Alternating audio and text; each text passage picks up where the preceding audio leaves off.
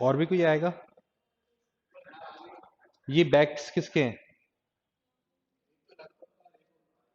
तो आप लोग जो पीछे बैठे हुए हैं ना, वो एकदम ये 4-5 रो पे आ जाओ ना, फर्स्ट स्टार्टिंग में।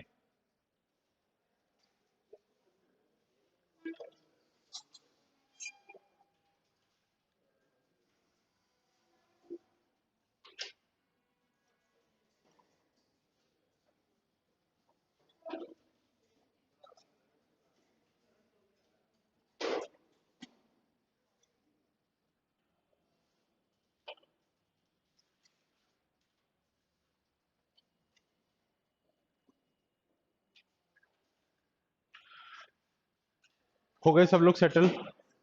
देखिए स्टूडेंट्स, सबसे पहली चीज तो जो पेपर में आप लोगों का शुरू करने वाला हूं उसका नाम है वेब टेक्नोलॉजीज।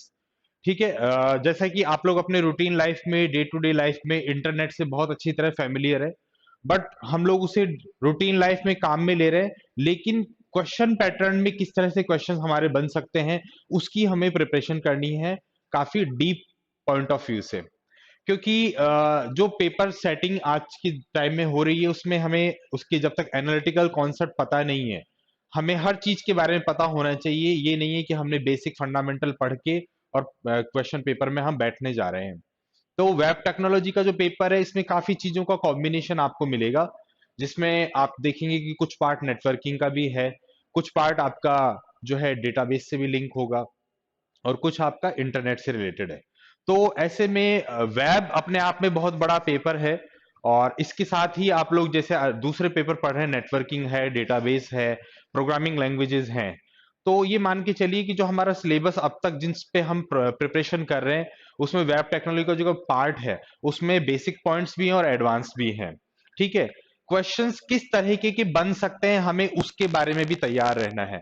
यानी कि जब हम पढ़ने बैठ रहे हैं तो हमारे दिमाग में ये कॉन्सेप्ट क्लियर होना चाहिए कि क्या क्या क्वेश्चंस बन सकते हैं और किस किस तरह से क्वेश्चन पूछे जा सकते हैं। ठीक है, अगर अपन बात करें वेब टेक्नोलॉजी की, तो इस पॉइंट को स्टार्ट करने से पहले बहुत बेसिक बेसिक चीजों की हमें बात करनी होंगी, जिसमें सबसे पहले पॉइंट आता है हमारा नेटवर्क। अब इससे पहले मैं यहां पे डायग्राम मेंशन करूंगा।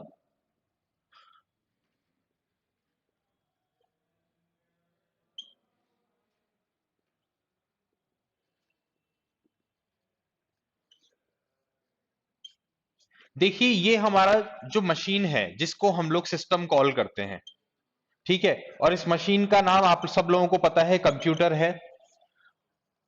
अब इस मशीन के थ्रू जब भी हम कोई टास्क फुलफिल करते हैं तो हम सभी लोग क्लाइंट कहलाते हैं। ठीक है, अब हमारे पास ये मशीन सबके पास अवेलेबल है, जो आप सब लोगों को पता है कि ये सारे मशीन में जो कंपोनेंट है ये सभी, ये अपने आप में हार्डवेयर की कैटेगरी में आते हैं। ठीक है, अब हार्डवेयर की कैटेगरी में तो आते हैं, और इसको मिलाकर के ये पूरा का पूरा सारा सिस्टम तैयार हो गया, हमारा कंप्यूटर रेडी हो गया।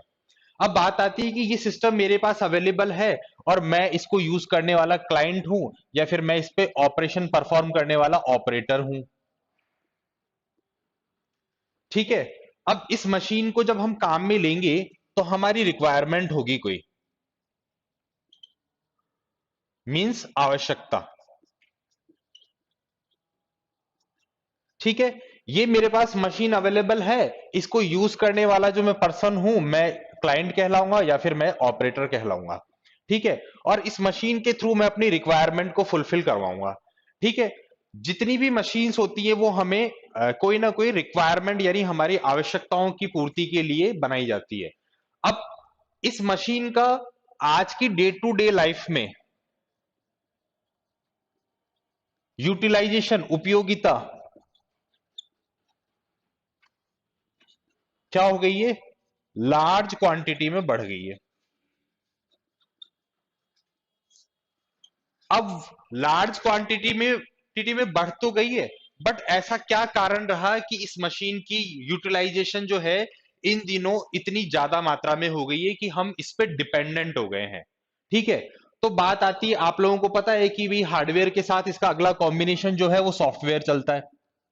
ठीक है, हमारी जो मशीन है, इस मशीन में हम कुछ सॉफ्टवेयर इंस्टॉल करते हैं और क्लाइंट उसको एक्सेस करता है।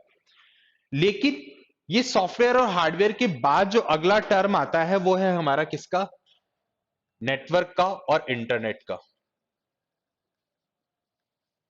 ठीक है। आज की डेट में मान लीजिए आप लोगों के घर पे या आप लोगों के पास खुद के पास पर्सनली फोन है, उस फोन के अंदर अगर इंटरनेट कनेक्शन नहीं होता है तो हम उस डिवाइस को डंप मान के चलते हैं।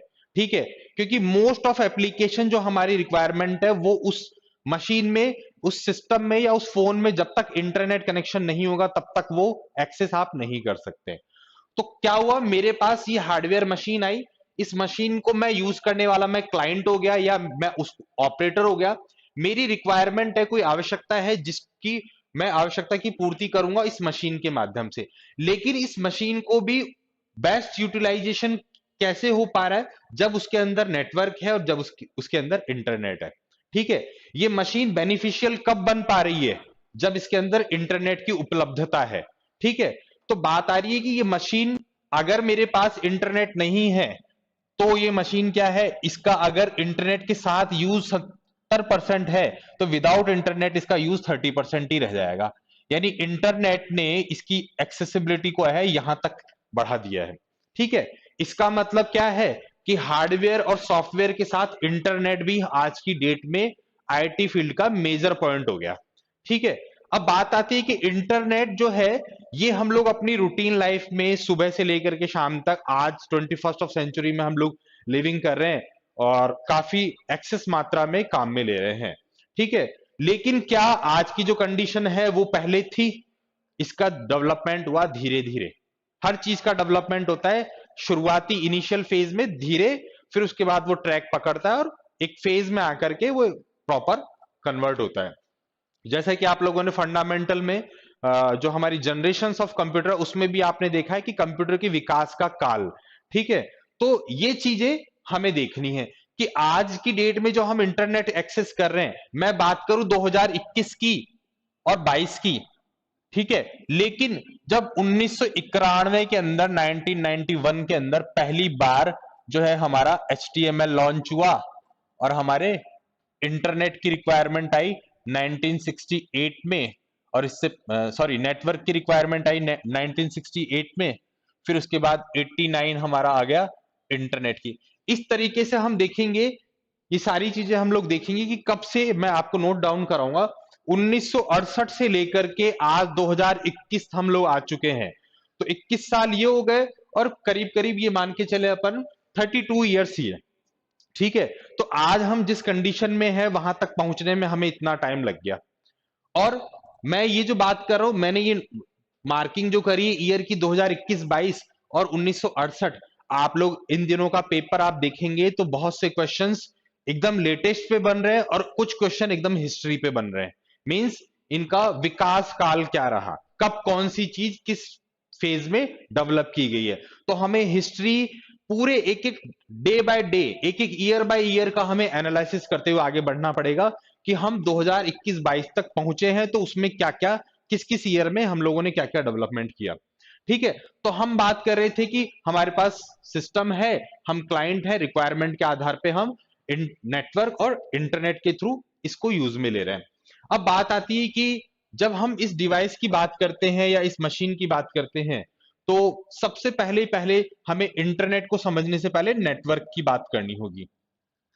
ठीक है, अब नेटवर्क की अगर हम बात करें तो नेटवर्क हम लोग अपने रूटीन लाइफ में बहुत काम में ले रहे हैं कि नेटवर्क प्रॉब्लम है। हम बैंक में जाते हैं तो हमें ये कहा जाता है कि नेटवर्क प्रॉब्लम है, ये ट्रांजैक्शन नहीं हो पा रहा, ये प्रॉब्लम आ रही है। ठीक है, तो हमें इस पॉइंट को पॉइंट आउट करना है कि नेटवर्क क्या होता है। अब उसके बाद हम जाएंगे इंटरनेट वाले पार्ट पे। तो पहला है हमारा नेटवर्क। अगर हम बात करें नेटवर्क की, तो नेटवर्क सबसे पहले कहां बना, किसने बनाया और नेटवर्क होगा क्या? इसके लिए हमें बात करनी होगी सिस्टम की। ये मेरा एक सिस्टम नंबर 1 है, ये मेरा एक सिस्टम नंबर 2 है और ये मेरा एक सिस्टम नंबर 3 है। मेरे पास 3 अलग अलग सिस्टम अवेलेबल हैं। ठीक है, इन तीनों को आपस में कनेक्ट किया गया और ये आपस में कनेक्ट होने के बाद क्या बना रहे हैं, हमारे नेटवर्क 1 बना रहे हैं। अब बात आती है कि इन कंप्यूटर्स को आपस में कनेक्ट तो किया गया, मैंने तो यहाँ पे एक लाइन ड्रॉ कर दी और इनको कनेक्शन बता दिया कि ये आपस में कनेक्ट हुए, लेकिन हमें बात करनी होगी कनेक्शन बनते कैसे हैं और इनको बनाने का पैटर्न क्या होता है। ठीक है, वो भी हमें बात करनी है। इस कनेक्शन को क्रिएट करने के लिए हमें किन किन चीजों की रिक्वायरमेंट होगी, कौन कौन से हमें हार्डवेयर की रिक्वायरमेंट होगी जब ये सिस्टम आपस में एक दूसरे से कनेक्टेड होंगे, उसके बारे में भी हमें बात करनी है। तो मान लीजिए कि आपने एक सिस्टम 1 सिस्टम 2 सिस्टम 3 को कनेक्ट किया और ये कनेक्शन कंप्लीट होने के बाद आपका नेटवर्क 1 बना। तो नेटवर्क 1 बनने से हमें बेनिफिट क्या मिलेगा? पहली बात तो हमें ये देखनी है कि नेटवर्क क्यों बनाया जाता है और नेटवर्क बनाने से बेनिफिट क्या होता है।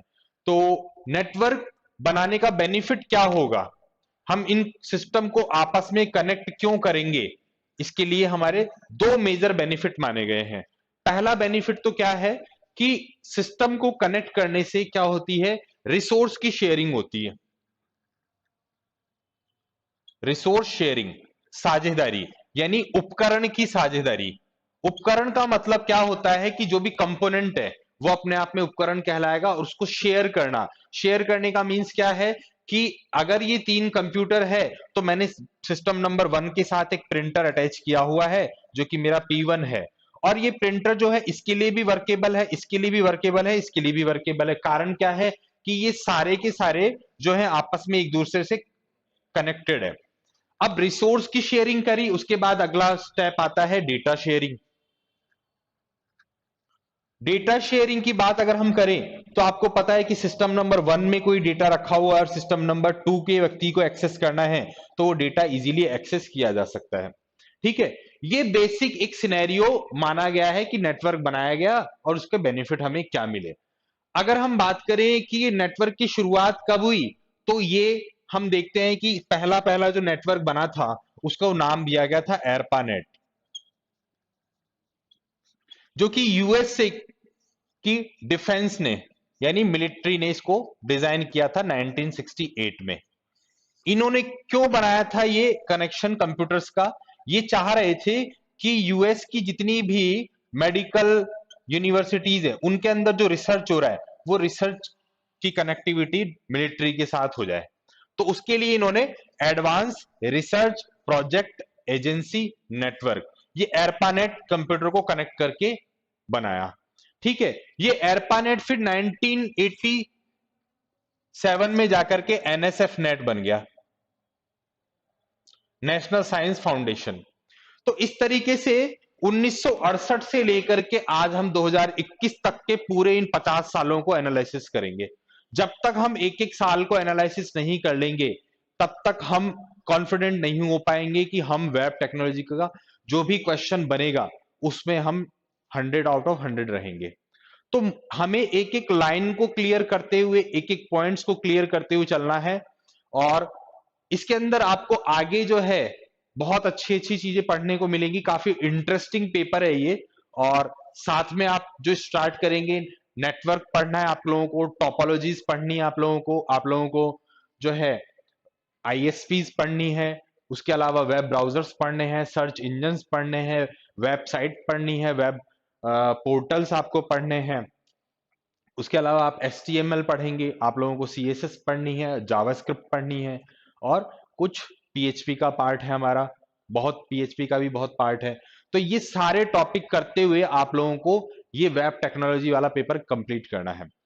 अब मैं आप लोगों को इसके साथ डेली की रूटीन क्लासेस में, आज मेरा फर्स्ट इंट्रोडक्शन था, मैं आप लोगों को पॉइंट्स में क्वेश्चंस दूंगा कब कब कौन कौन सी चीजें बनी है, देन आप लोगों को उसको डेली का अपना पढ़ना है और नेक्स्ट क्लास में उसको रिवाइज करना है और आपको क्वेश्चंस तैयार करने हैं। ठीक है, चाहे से वो इंट्रोडक्शन का हो, चाहे से वो डेटाबेस का हो, चाहे से वो नेटवर्किंग का हो। तो मैंने आप लोगों को कहा था कि वेब टेक्नोलॉजी में कुछ पार्ट आपका नेटवर्क का आएगा, कुछ पार्ट आपका इंटरनेट का आएगा, कुछ पार्ट आपका क्लाइंट का आएगा। तो ये बहुत सारी चीजों पे क्वेश्चंस यहां से मेजर क्वेश्चंस बन सकते हैं। ठीक है, अब बात आती है कि जब हमने ये नेटवर्क की बात कर ली और हमने सिस्टम की बात कर ली, तो इंटरनेट क्या है? तो इंटरनेट क्या है? Connection of network. जब हम इस तरह का एक नेटवर्क बना रहे हैं और मेरा नेटवर्क नंबर 2 है, नेटवर्क नंबर 3 है, ये N1 था, इनको मिलाकर के N2 है, N3 है, जब ये N1 N2 और N3 मिल जाएंगे तो ये हमारा इंटरनेट बन जाएगा। ठीक है, अब इनमें हमें और भी डीप में स्टडी करनी है कि नेटवर्क के टाइप्स कौन कौन से हैं और उनमें क्या क्या अंतर है, कौन से नेटवर्क को किस कैटेगरी में रखा गया है, तो उसके बारे में भी हमें बात करनी है।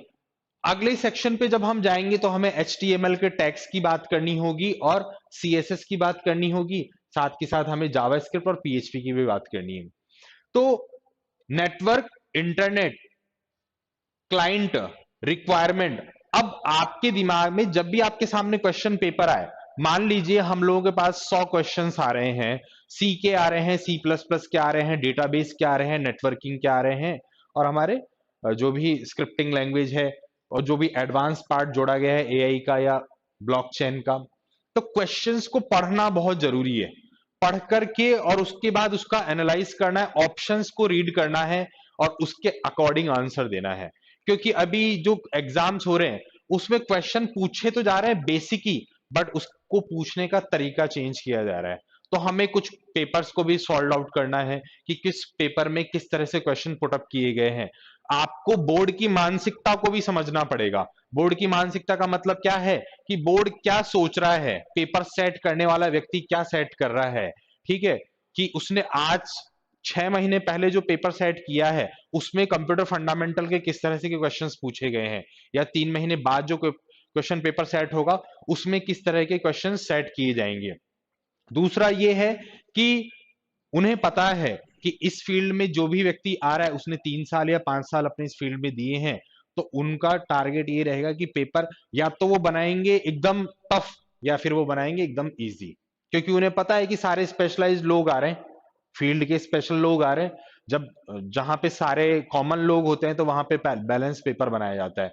जैसे कि अभी 10 क्वेश्चन जो आए, तो 10 क्वेश्चंस का एक एनालिसिस निकल करके आया वीडियो के एग्जाम में कि 5 क्वेश्चन हर व्यक्ति ने अटेम्प्ट किए। ठीक है, 7 क्वेश्चन जिसने अच्छी प्रिपरेशन करी है, 3 क्वेश्चन ऐसे रहे जिसमें जिसने बेस्ट टू बेस्ट भी प्रिपरेशन की हुई है फंडामेंटल में, उसके लिए भी वो कंफ्यूजन थे और उसके लिए भी वो गलत गए। तो एवरेज निकल करके क्या आया कि 10 out of 7 question best performance मानी गई है। ठीक है, ये एक आंकड़ा निकल करके आ रहा है। तो हमें प्लानिंग के साथ चलना है, पेपर का पूरा प्लान बनाना है कि वेब टेक्नोलॉजी में हमें क्या पढ़ना है, किस किस तरह से क्वेश्चंस पूछे जाएंगे। मैंने आप लोगों को एक हिंट्स दिया है, जो पेपर सेट हो रहा है इन दिनों वो होगा आपका हिस्ट्री से रिलेटेड, करंट, यानी हमें छोड़ना कुछ भी नहीं है। जिस तरह से आपसे पूछा गया है, कल जो पेपर हुए हैं आप लोगों ने पेपर अगर चेक किया हो तो उसमें जनरेशंस के जो हार्डवेयर था उसको मिलान करवाया गया है कि फोर्थ जनरेशन में VLSI थी कि सेकंड जनरेशन में ट्रांजिस्टर थी। कोई बच्चा ये सोच करके जाए कि मैं तो केवल इतना सा पार्ट करूं, नहीं, वो संभव नहीं है। इसीलिए हमारे पास पूरा टाइम है, हमें उस टाइम को प्रॉपर यूटिलाइज करते हुए और डिटेल में पढ़ना है। ठीक है, और अगर आपका डिटेल में पढ़ा हुआ रहेगा तो क्वेश्चन कहीं से भी पुट होता है तो आप उसको अपने नॉलेज के अकॉर्डिंग कंप्लीट कर सकते हैं। तो देखिए, ये हमारा पूरा सिनेरियो है। अब एक चीज और आती है कि हमारे इंटरनेट टेक्नोलॉजी में जब हम, मैंने क्लाइंट की बात करी, रिक्वायरमेंट की बात करी, नेटवर्क की बात करी, इंटरनेट की हमने बात कर ली, फिर जब हमने इन सब की बात कर ली तो बात आती एप्लीकेशंस की। भाई अभी मैंने आप लोगों को क्या कहा था कि इस सिस्टम की पॉपुलैरिटी इससे यहां तक क्यों पहुंची, इसके कारण और इस पे अवेलेबल एप्लीकेशंस के कारण जो है इसकी रिक्वायरमेंट मार्केट में बढ़ गई। ठीक है, आज जितने भी सिस्टम है उन पे इंटरनेट कनेक्शन है और उन इंटरनेट कनेक्शन पे कुछ एप्लीकेशंस है, उन एप्लीकेशंस के कारण जो है इसकी पॉपुलैरिटी बढ़ी है। ठीक है, तो बात आती है कि वो एप्लीकेशंस कौन कौन सी है मार्केट में अवेलेबल जिनके थ्रू इसकी पॉपुलैरिटी बढ़ी है।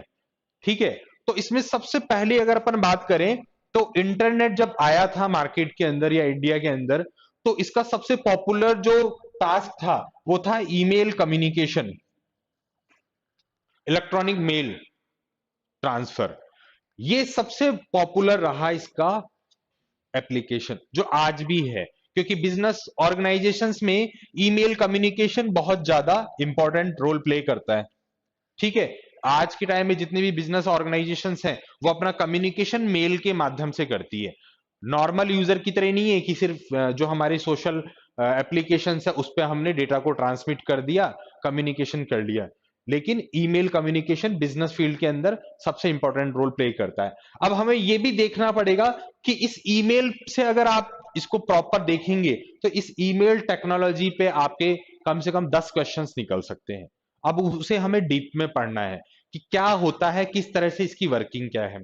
ठीक है, अब एप्लीकेशंस की अगर अपन बात करें तो मैंने ईमेल कम्युनिकेशन बोला, फिर हमने क्या बात की कि भी सोशल मीडिया कम्युनिकेशन। ठीक है, उसके अलावा सोशल मीडिया कम्युनिकेशन में अपने सारे आ गए। उसके अलावा अगर मैं बात करूं तो एक ई गवर्नेंस का टॉपिक है हमारा। एक तो ई गवर्नेंस, उसके अलावा है दूसरा ई कॉमर्स, तीसरा है e banking. E governance, e commerce, e banking. अब देखिए ये सारा आप लोगों को पता है, इन सबके साथ ई जुड़ गया है, मींस ये सारी वो एप्लीकेशंस है जो आपको ई गवर्नेंस, ई कॉमर्स और ई बैंकिंग में एक्सेस करनी है। ठीक है, आज की डेट में हो क्या रहा है, एसबीआई बैंक ने अपना योनो ऐप लॉन्च कर दिया। एसबीआई बैंक ने साफ मनाही कर दी कि आप हमारे बैंक में विजिट नहीं कीजिए, आपको हम पासबुक में एंट्री नहीं करने देंगे। ठीक है, आपको 10,000 से अबव का ट्रांजेक्शन करना है तो आप ब्रांच में आइए, अदरवाइज आप जो है अपने घर से ही उसका ऑनलाइन ट्रांजेक्शन करें। तो ये ऑनलाइन जो एक्टिविटीज बढ़ी है उसका रीजन रहा है ये दो, और इसके कारण से इसकी डिमांड बढ़ गई है। आज अगर हम बात करें, हम लोग 2021-22 की अगर अपन बात करें, 2020 में जो पैंडेमिक आया उसके बाद मार्केट के अंदर इंटरनेट की और हार्डवेयर की रिक्वायरमेंट बढ़ गई है, क्योंकि सारा काम ऑनलाइन होने लग गया। जैसी इनकी रिक्वायरमेंट बढ़ी, मार्केट में इनकी कॉस्ट बढ़ गई, कीमतों में बढ़ोतरी हो गई। जो लैपटॉप 35,000 का था वो सीधे 46,000 का हो गया। तो ये डिफरेंस क्यों आया, क्योंकि इसकी पॉपुलैरिटी बढ़ गई, और इसकी पॉपुलैरिटी बढ़ाई किसने, इसने, और इन एप्लीकेशन ने, इस तरीके से। तो आपको माइंडसेट पूरा विजन क्लियर करते हुए चलना पड़ेगा कि ये चीजें क्या है, किस तरह से ग्रोथ कर रही है, प्रमोट कैसे हो रही है। ठीक है, तो ये सारी चीजें आप लोगों ने देखी। जब हमने एप्लीकेशन की बात कर ली, हमने ऑनलाइन एक्टिविटीज की बात कर ली, तो ऑनलाइन एक्टिविटीज हम हमारे रूटीन लाइफ में काम में ले रहे हैं। तो ऑनलाइन एक्टिविटीज करते टाइम जो अगली बात आती है, जब मैंने ये काम कर लिया ये सारा, तो बात आती है साइबर सिक्योरिटी की, और इसके जस्ट बाद आता है साइबर क्राइम के बारे में। ठीक है, यहां पे मैंने इस बोर्ड पे आप लोगों के वेब टेक्नोलॉजी में क्या क्या आपको पढ़ना है वो सारी चीजें मेंशन कर दी है। पहला फेज होगा हमारा ये, दूसरा फेज होगा हमारा ये, तीसरा फेज होगा ये हमारा ये, और चौथा फेज होगा हमारा ये हमारा डिफरेंट डिफरेंट सेक्शन है, और हमें इस पे वर्कआउट करना है। आपको मैं पहले बता दूं कारण क्या है, स्टेट गवर्नमेंट का कंपटीशन है।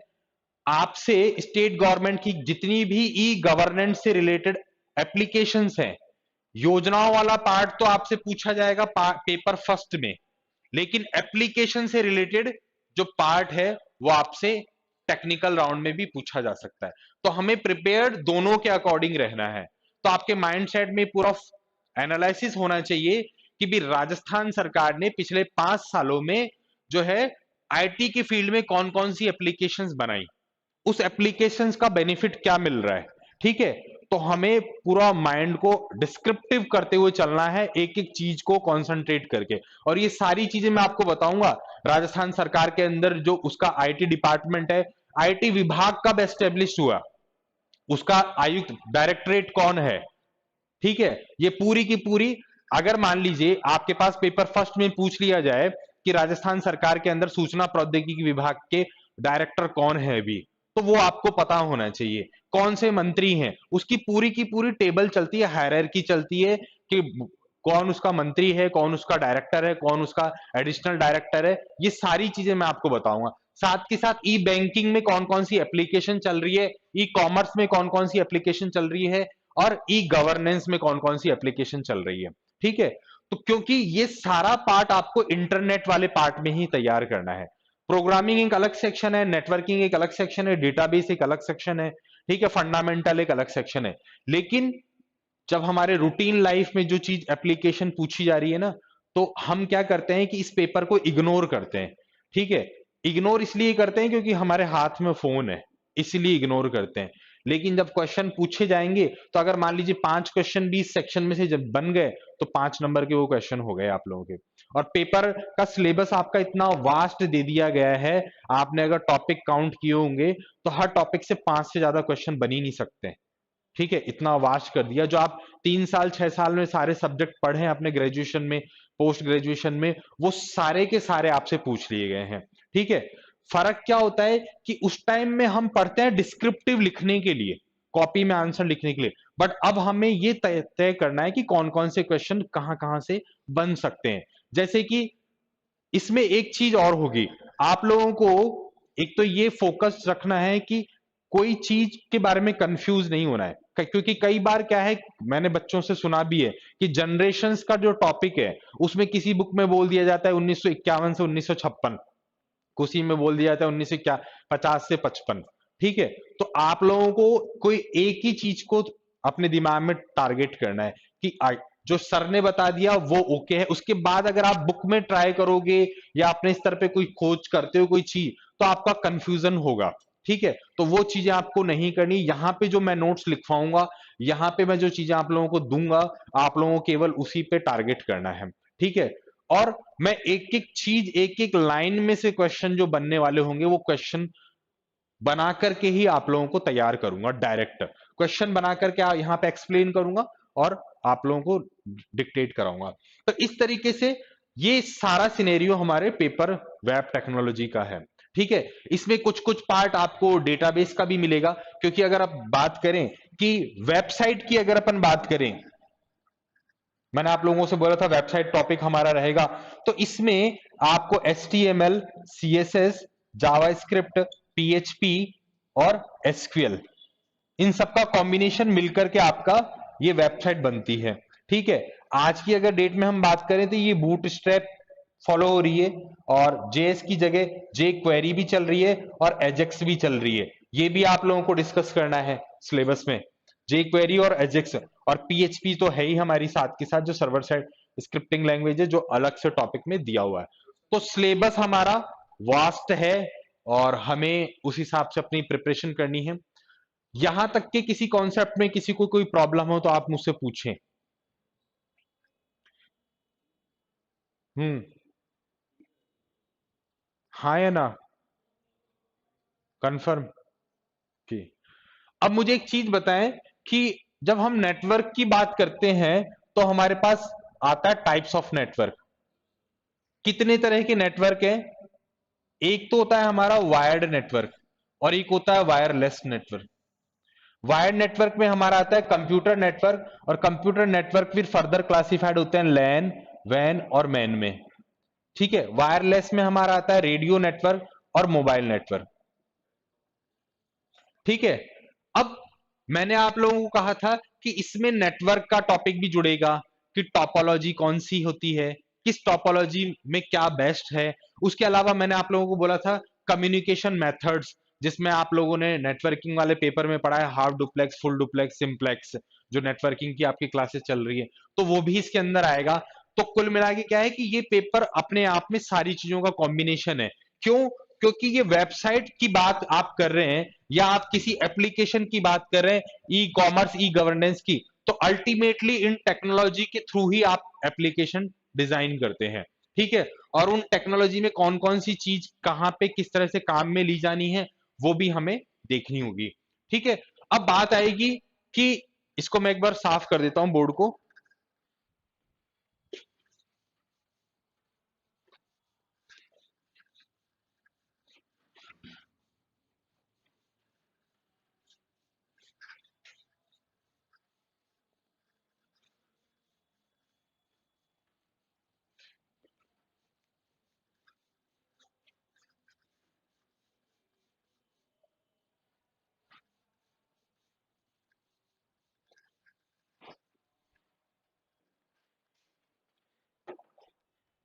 देखिए, ये टॉपिक जो अभी पिछले बोर्ड पे मैंने मेंशन किया था, उन सब की बाद यहां पे एक चीज मैं आपको और मेंशन कर रहा हूं,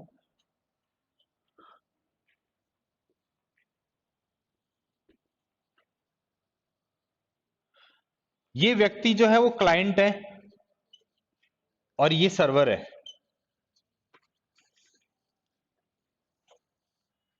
इसके पास इंटरनेट कनेक्शन है और ये भी इंटरनेट कनेक्शन है इसमें।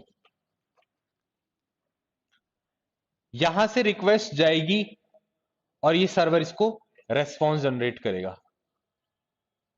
ठीक है, अब इसके बीच में ये वाला जो फेज है इसको हम बोलते हैं नेटवर्क।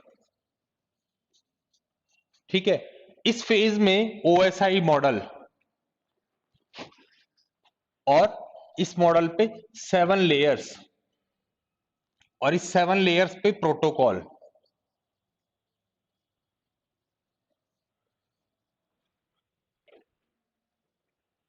अब ये सारी चीजें भी हमें डिस्कस करनी होगी क्योंकि ये भी हमारे वेब टेक्नोलॉजी का पार्ट है। ओएसआई क्या है, 7 लेयर कौन कौन सी है, प्रोटोकॉल कौन कौन से है। आप ये मान के चलिए कि इस पोर्शन पे आपके क्वेश्चन बनेंगे ही बनेंगे 100%। पहला क्वेश्चन अगर आप बात करें तो इंटरनेट टेक्नोलॉजी में सबसे मेजर चीज है ये हाइपर टेक्स्ट ट्रांसफर प्रोटोकॉल। अब फुल फॉर्म आप लोगों को मालूम है, बट क्वेश्चन फुल फॉर्म पे नहीं बनेगा, क्वेश्चन बनेगा लेयर पे। उसका नाम बताइए, किस लेयर पे ये काम करता है एप्लीकेशन लेयर।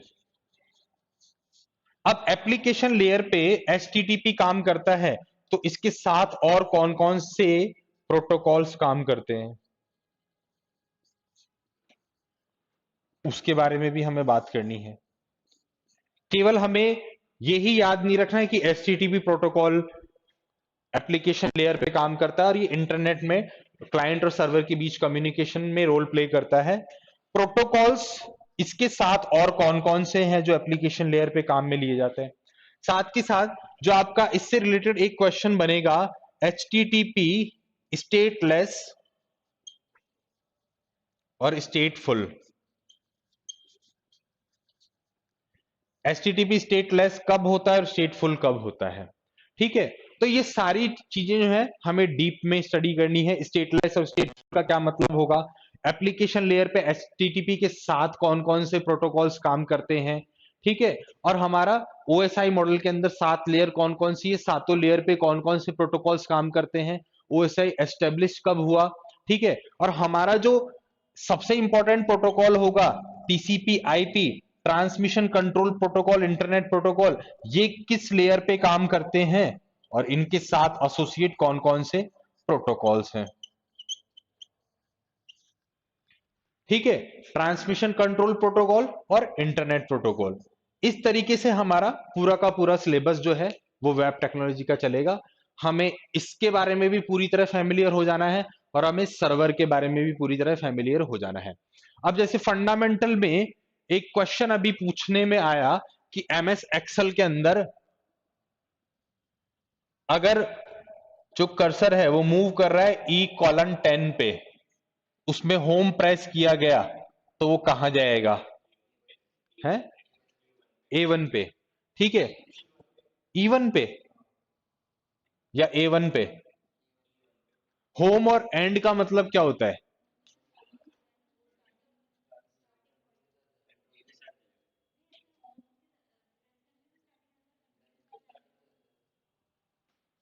तो इस तरह के क्वेश्चंस मींस आप कोई चीज प्रैक्टिकली कर रहे हैं, प्रैक्टिकल करते टाइम क्या उसका परफेक्शन हो रहा है, क्या उसका परफॉर्मेंस हो रहा है, उससे रिलेटेड भी क्वेश्चंस बनते हैं। ठीक है, तो जब हम इसमें HTML करेंगे, जब हम डिव की बात करेंगे, तो जब हम सिस्टम में कोई चीज अप्लाई कर रहे हैं प्रैक्टिकली, तो वहां पे उस चीज को अप्लाई करने का क्या रेस्पॉन्स जनरेट हो रहा है, उनसे भी क्वेश्चन बन रहे हैं। इसका मतलब क्या हो गया कि हमें थ्योरेटिकल तो चीजें पढ़नी है, साथ के साथ सिस्टम में भी अप्लाई करके देखनी है कि क्या उसका क्या इफेक्ट पड़ रहा है, किस तरह से वो वर्क कर रहा है, उसका वर्किंग कंसेप्ट क्या है। ठीक है, तो ये सारा का सारा सिनेरियो हमारे वेब टेक्नोलॉजी पेपर का रहने वाला है। जो कि आज सर आ जाएंगे तो मैं अपना टाइम डिसाइड कर लूंगा क्लासेस का कितना रहेगा कैसे रहेगा। ठीक है। अब ये चीजें तैयार करने से पहले एक मैं आप लोगों को कहना चाहूंगा कि ये जो हमारा कंप्यूटर फंडामेंटल है, ये सिस्टम जो है, उस सिस्टम की सारी चीजें हैं बारीक, वो आपको पता होनी चाहिए। ऐसा नहीं हो कि कीबोर्ड, मॉनिटर और सीपीयू, ये फंडामेंटल जो हमारा हार्डवेयर है या सॉफ्टवेयर वाला पार्ट है, इसमें ही हम प्रॉपर नहीं है। ठीक है। हम एडवांस के अंदर सी भी पढ़ रहे हैं, सी प्लस प्लस पढ़ रहे हैं, जावा भी पढ़ रहे हैं और नेटवर्किंग भी पढ़ रहे हैं, बट बेसिक फंडामेंटल में हमें सबसे पहले उसको मजबूत करना है, क्योंकि फंडामेंटल में हम तैयार हो जाते हैं तो हमारा ये बाकी का ऑप्शंस आगे चलता है। जैसे फंडामेंटल में कल एक क्वेश्चन मैं पूछ रहा था कि जब हम स्टार्ट बटन पे क्लिक करते हैं यहां पे, तो ये स्टार्ट मेन्यू ओपन होता है, एक पोर्शन ये होता है, एक पोर्शन ये होता है। तो यहां जो एप्लीकेशन दिखाई देती है वो कौन सी एप्लीकेशन होती है? हमारे सिस्टम के अंदर कंट्रोल पैनल में बहुत सारी एप्लीकेशन सॉफ्टवेयर हमने स्टोर कर रखे हैं, बट आप स्टार्ट मेन्यू पे जैसे ही क्लिक करोगे सिस्टम के, तो स्टार्ट मेन्यू ओपन होता है। इसके दो पोर्शन होते हैं, एक डार्क ब्लू होता है, एक लाइट ब्लू होता है। ये वाले पोर्शन में जो आपको एप्लीकेशन दिखती है वो कौन सी होती है, और ये वाले में जो दिखती है वो कौन सी होती है? ये कौन सी होती है? ये वो एप्लीकेशन है जो पॉपुलरली हम ज्यादा एक्सेस करते हैं, तो वो वाली एप्लीकेशंस हैं हमारी। जबकि यहां पे हमें क्या करना होगा, यहां पे क्लिक के बाद हमें ओपन करना होगा। ठीक है। इस तरीके से आप लोगों के सारे क्वेश्चंस बनेंगे, चाहे से वो फंडामेंटल के हों, चाहे से वो नेटवर्किंग के हों। अब देखिए यहां पे लास्ट में मैंने लिखा है ट्रांसमिशन कंट्रोल प्रोटोकॉल और इंटरनेट प्रोटोकॉल। अब इंटरनेट प्रोटोकॉल की जहां पे बात आ जाएगी, वहां पे आपको इससे भी फैमिलियर होना है। अब आईपी एड्रेस से पहले आईएसपी आएगा हमारा, इंटरनेट सर्विस प्रोवाइडर। ठीक है। तो यानी टॉपिक हमारा कोई नहीं छूटना है, और टॉपिक के अंदर हमारे जो पॉइंट्स हैं वो हमें डिटेल में पढ़ना है। ये नहीं जो हमने आईपी एड्रेस 32 बिट्स का हो गया और हमने उतना याद कर लिया, नहीं। आईपी एड्रेस की A B C D E ये क्लासेस होती है। इस तरीके से हमें यह भी देखना पड़ेगा। इसके साथ आपका CLIDR मैक एड्रेस, मतलब आप ये मान के चलिए कि आपकी तैयारी वैसी होनी चाहिए कि आप दुनिया का कंप्यूटर साइंस का सबसे टफेस्ट एग्जाम फेस कर रहे हैं। मैं आपको बता दूं तभी आप सरवाइव कर पाओगे। ठीक है। अदरवाइज आपने ये सोच लिया है कि नहीं बेसिक लेवल है तो उसमें क्या होगा, प्राइमरी या सेकेंडरी स्तर के स्कूल के बच्चों को पढ़ाना है, उनका जो सिलेबस है उस हिसाब से हम अपना सीधे सीधे क्वेश्चन तैयार कर ले, वो गलती भूल के भी मत करना। ठीक है। क्योंकि जब बोर्ड के पास 2 महीने के टाइम में वो लोग इतना टफ पेपर बना सकते हैं, तो आप लोगों के लिए तो उनके पास 5 महीने का टाइम है, पूरा रिसर्च करने का टाइम है पेपर सेटर के पास, और तैयारियां चालू हो गई है। जो कल का जो बोर्ड चेयरमैन का बयान है वो ये कह रहे हैं कि पेपर की तैयारियां हमने चालू कर दी है, केवल फाइल जो है गवर्नर के पास गई है, वो सिग्नेचर करेंगे, सिग्नेचर वहां से होते ही देरी फाइल आएगी, विज्ञप्ति जारी हो जाएगी। ठीक है। विज्ञप्ति में क्या होगा, अपडेटेड सिलेबस वापिस आएगा जारी होने के 2-3 दिन बाद, क्योंकि अभी का जो सिलेबस में उसमें कुछ प्रॉब्लम्स है, जो टॉपिक्स है वो रिपीटेड है। आप जो अब तक का सिलेबस जो चल रहा है उसमें आप देखोगे तो बहुत से टॉपिक रिपीटेड मिले होंगे आपको। वो रिपीटेड टॉपिक हटेंगे, वो प्रॉपर सिलेबस जो है साइट पे आएगा, और उसके अकॉर्डिंग हमें फिर तैयारी रखनी है। अब तैयारी तो हम जो है ये मान के चलिए कि ये वैकेंसी के बारे में 2020-21 से ही ये सारा सिनेरियो चल रहा है, लेकिन इसके अंदर अब आप लोगों को अगले 3 महीने जो कंसिस्टेंसी और फोकस स्टडी करनी है।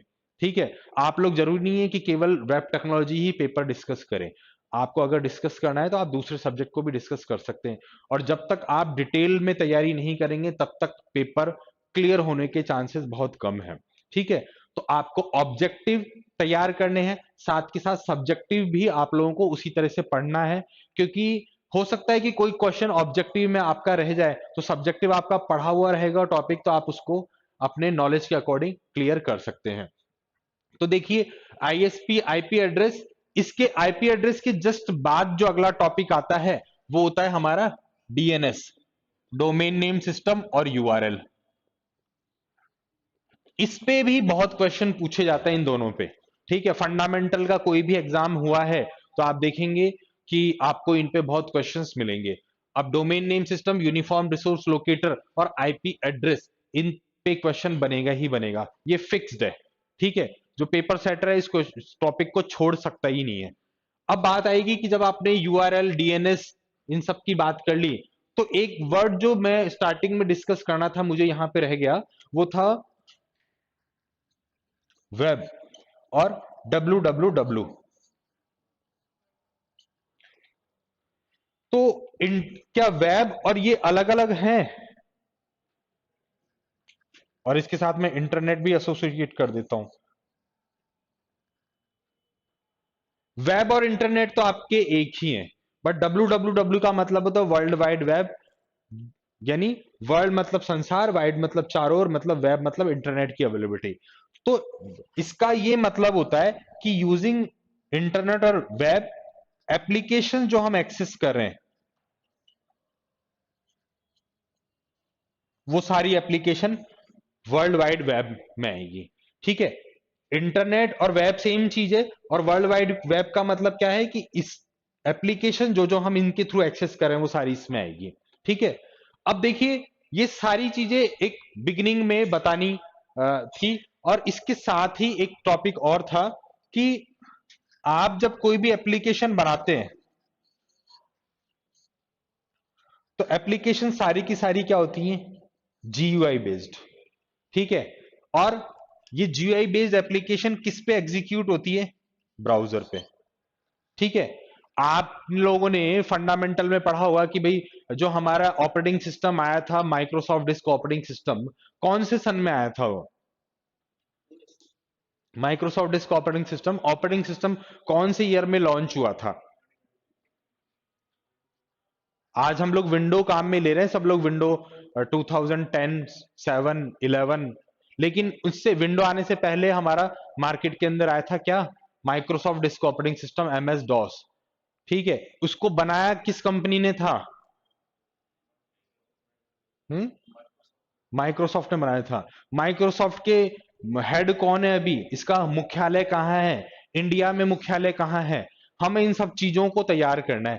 तो मेरे पास टाइम है कम, मुझे बताना है आप लोगों को बहुत सारी चीजें।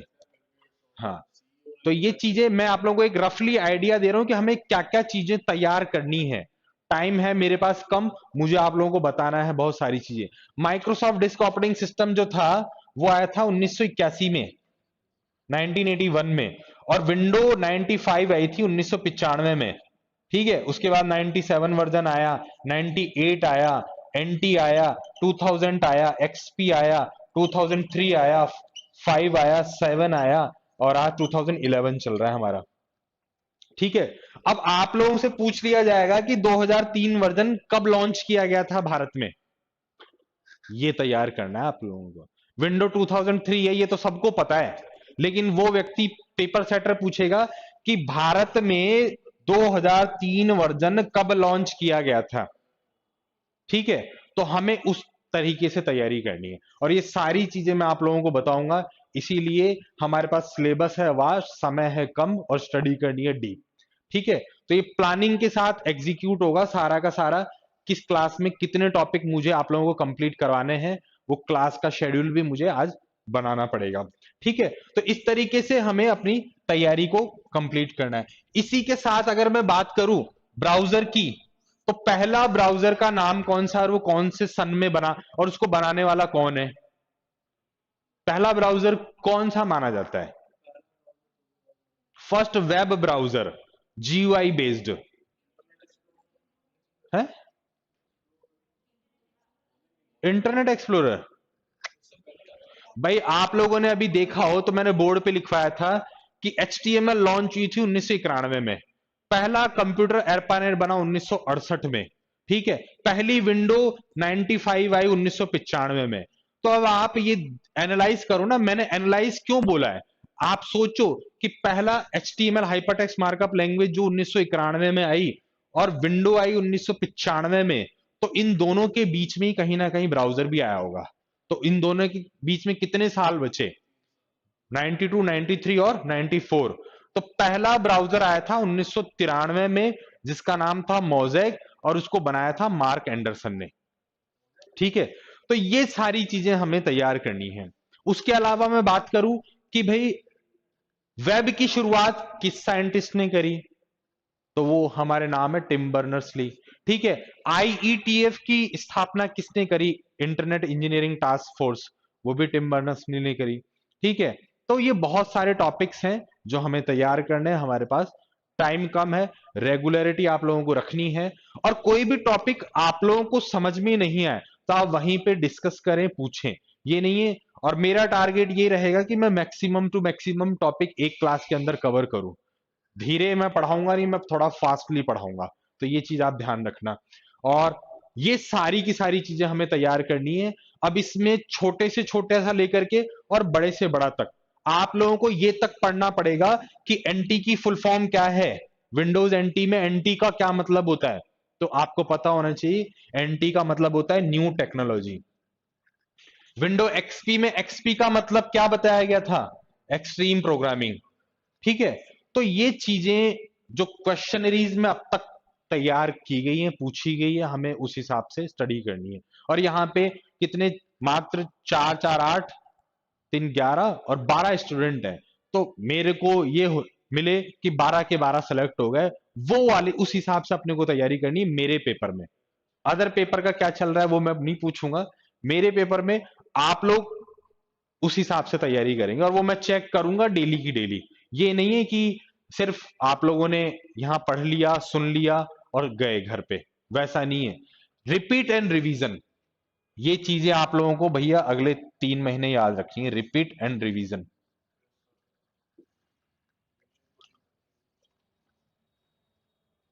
ठीक है, और ये मान के चलो कि तैयारी के लिए दिमाग में ये मान के चलो तो मेरा पेपर तो तैयार हो चुका है, अगले महीने ही पेपर है। और मैं ये आपको बता दूं, जो कल मेरी बातचीत हुई है, कि पेपर सेट होने की प्लानिंग शुरू हो चुकी है RSMSSB में दुर्गापुरा में। ठीक है, ये प्रोसेस में है। ठीक है, तो आप लोगों को 100 दिन का टारगेट बनाना है। 100 दिन मीन्स जनवरी, फरवरी और मार्च।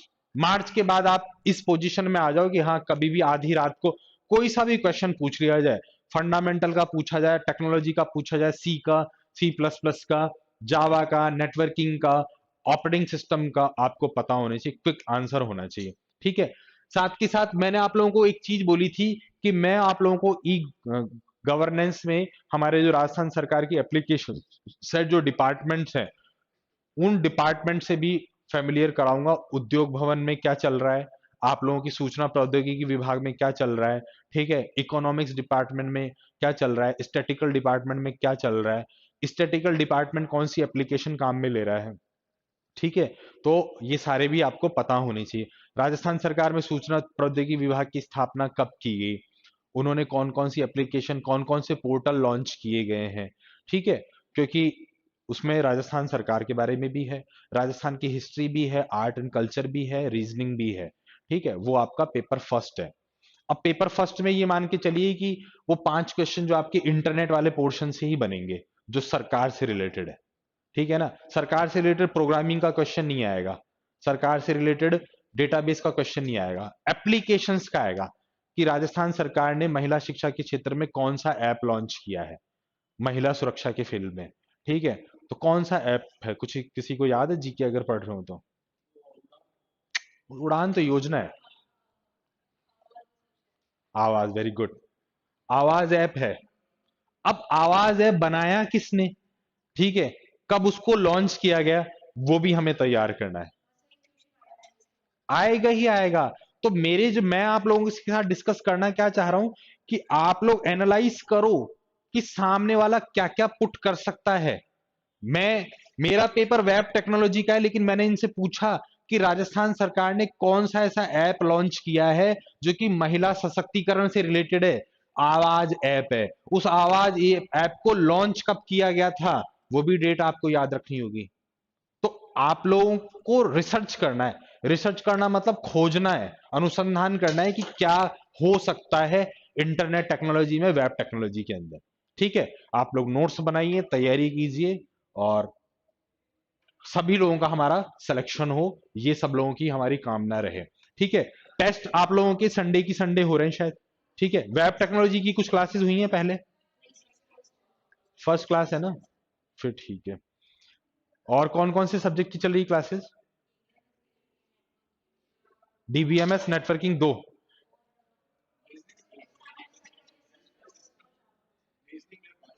हम्म।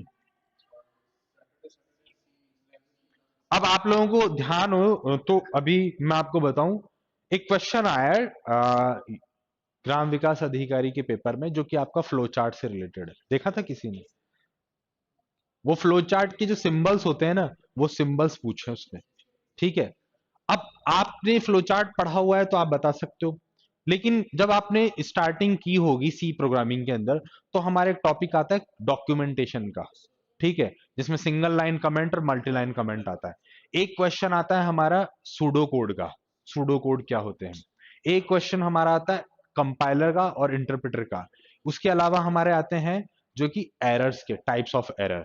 ठीक है, ये सारी की सारी चीजें हमें पता होनी चाहिए। एमएस डॉस भी हमारा कहीं ना कहीं सी से लिंक हो रहा है, और यूनिक्स भी कहीं ना कहीं लिंक हो रहा है। यूनिक्स ऑपरेटिंग सिस्टम पूरा का पूरा सी में बनाया गया है। अब सी लैंग्वेज को किन दो लैंग्वेज से लेकर के बनाया गया? बीसीपीएल और बी, बीसीपीएल और, हाँ, टू, डेनिस रिची।